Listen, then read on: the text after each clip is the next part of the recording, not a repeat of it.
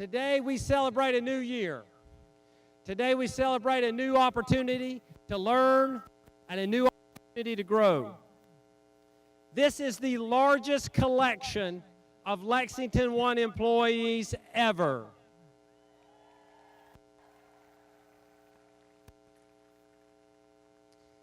You know, you saw our vision about empowering each child to design the future. When we think about the future, that can be a scary place.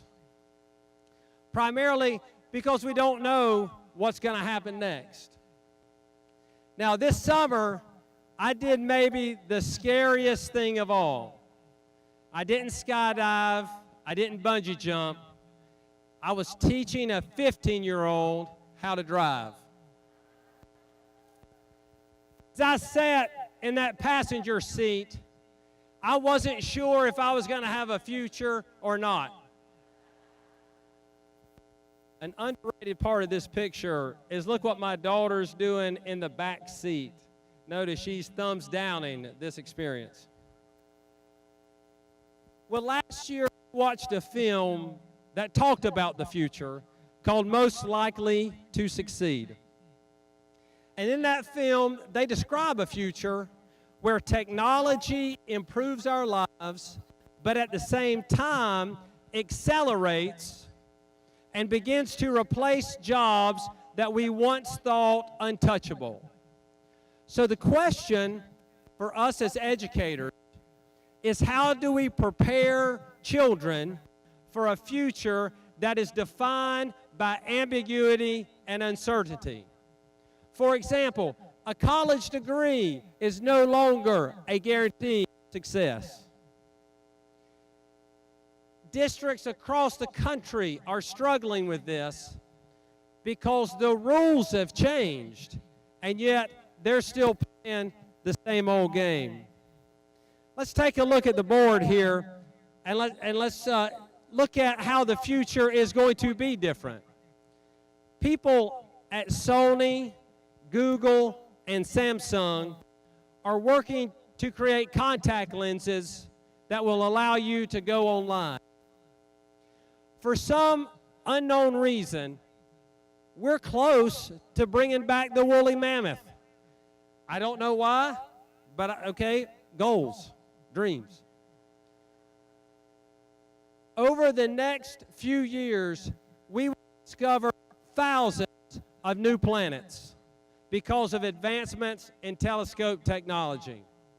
Self-driving cars are right around the corner, and we're going to use nanoparticles to attack and treat diseases. The future is going to look very different from our present, and it's closer than we think.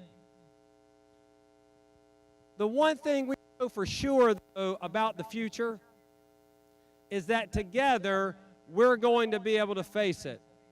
Look around this stadium today. The expertise and experience in Lexington 1 is unmatched. And I know that together we can do anything. No, absolutely. Listen.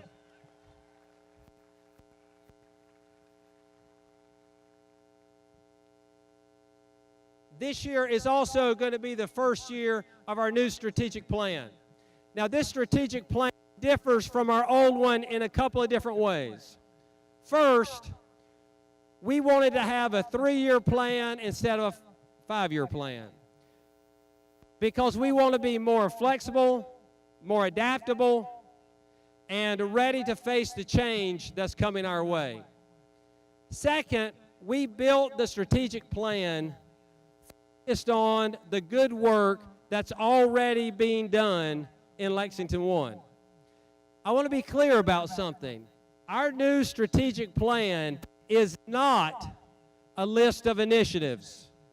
It is about high-leverage strategies that we believe can propel us forward.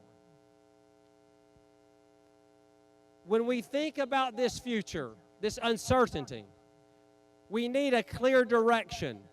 We need a North Star. That's what our vision is all about, to provide direction, to foster conversation, and most importantly, to call us to action. A vision has to be more than a saying on a wall. It's a reminder of what we must do. It's a reminder of what is at stake. The children who are successful in the future will not sit on the sidelines. You saw these two young men earlier that introduced us. These are the products of Lexington 1. They're not going to sit on the sidelines when they go off to college and when they take jobs. They are going to seek answers to their own questions. They're going to blaze their own trails. And most importantly, they are going to design their own futures.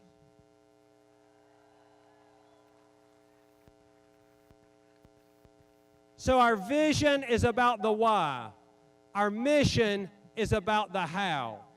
Now sometimes the mission can get lost in translation because you've got the vision statement, you got your goals, you got all this stuff.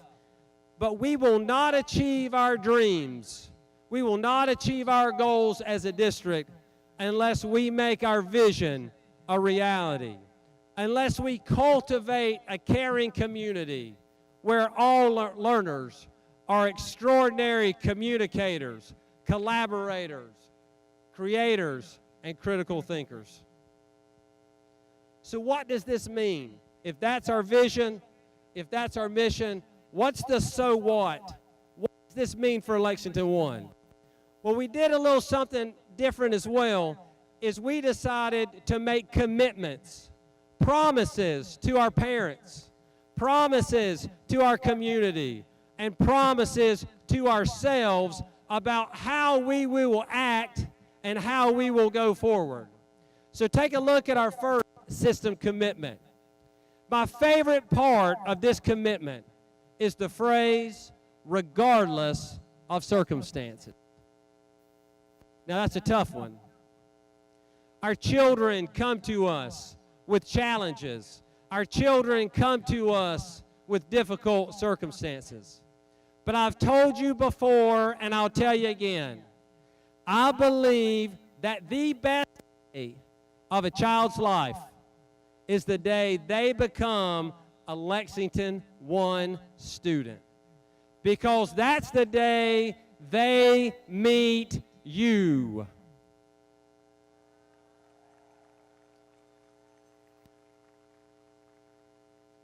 We know children come to us with difficult circumstances and challenges.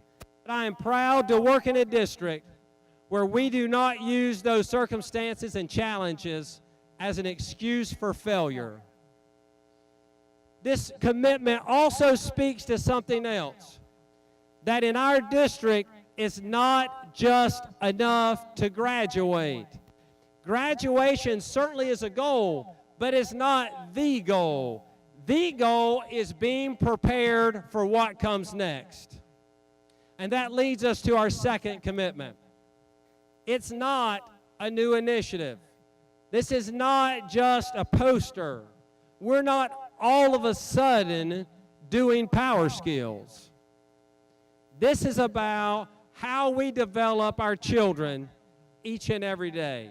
Because when we think about that future and that uncertainty, if our students have the skills and dispositions prepared to take that next step, then they can be confident, and we can be confident that we're prepared for what's ahead. Our third commitment is that our schools are service-oriented centers of learning, committed to family community partnerships. You know, last year I heard Coach Bennett tell a group of teachers, the traffic's so bad because the schools are so good. Yeah, and I believe that. We are the heart and soul of our community. This summer, I went around to different F3 workout groups, and we host those groups on our campuses. And not only being sore and sometimes quite dirty from rolling around in the grass and all this kind of stuff that they do at these workouts. It is fun, but can be dirty. When I think about that, it's a reminder that our schools are places where it comes together. And we want to continue to build that trust with our parents and with our community. Our last commitment, and this is an important one, because our children will never achieve their dreams. Our district will never be where we want it to be if the adults in our district do not have the tools, the resources, the skills to make it happen. We want you to be successful on the bus, in the cafeteria, in the hallways, on the field, wherever it may be that you engage students. I want to make sure you have what you need for success. Whether that be reducing class sizes, increasing intervention support, whether that be sending you off to world-class professional development or having it come to us, or through our unique and innovative partnerships like we... Hello? Did I die? We're good? We're back up? Apparently it must be an Apple microphone. We've got a Google partnership. Wow. I didn't realize I got booed at my own convocation. Wow. Got some real Apple folks here.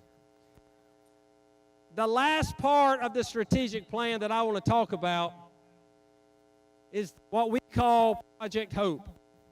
Now, we're having a lot of fun today, and that's what today's all about. But I want to be clear about something. Our children are struggling with anxiety and depression issues like never before. Last year, suicide assessment rates in Lexington 1 nearly doubled.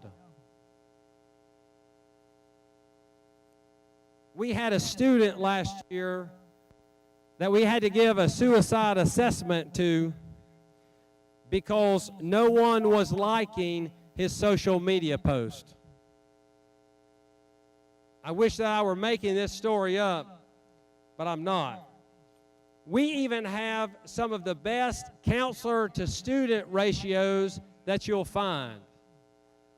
Absolutely, our counselors do a wonderful job.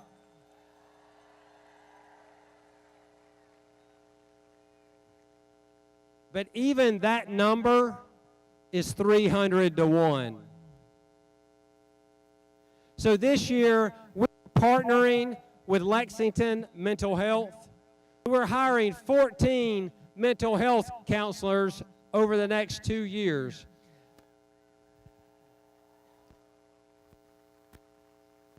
And these individuals will lead the mental wellness in our district. We're also changing how we're going to address children who have drug and alcohol problems and what happens when they come to our alternative education services. The idea is to be more therapeutic, and address the problem at the root cause. We want our children to be able to make positive decisions with their lives. Finally, the last thing I'd like to address today is where we are with Drive to 35. Now, over the last 2 years, I've been talking about Drive to 35. The idea is we want to move our starting teacher pay to $35,000 while at the same time moving everybody else's salary up at the same rate.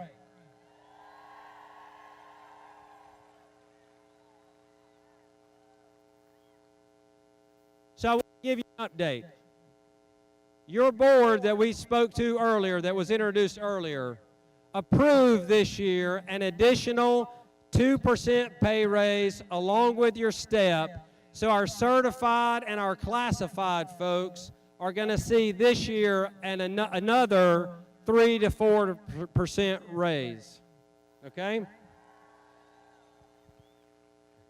Now I want you to know that this is just a step. Over the last 3 years, our certified and classified staff, if you take both the raises and the steps, have seen an 11% pay increase for most of our folks across the board.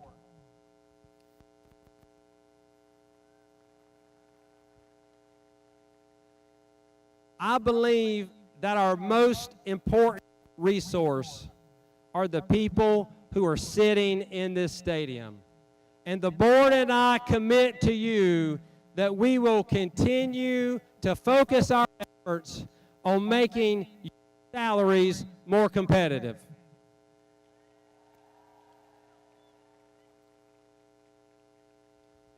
We have an exciting year ahead of us. You, your colleagues, students, your schools are going to accomplish amazing things. Those amazing things are going to be defined by power skills, by cultivating a caring community. Those accomplishments are going to be achieved by students who are successful regardless of their circumstances, because they have adults in their lives who are loving and skilled and willing to accept the challenges.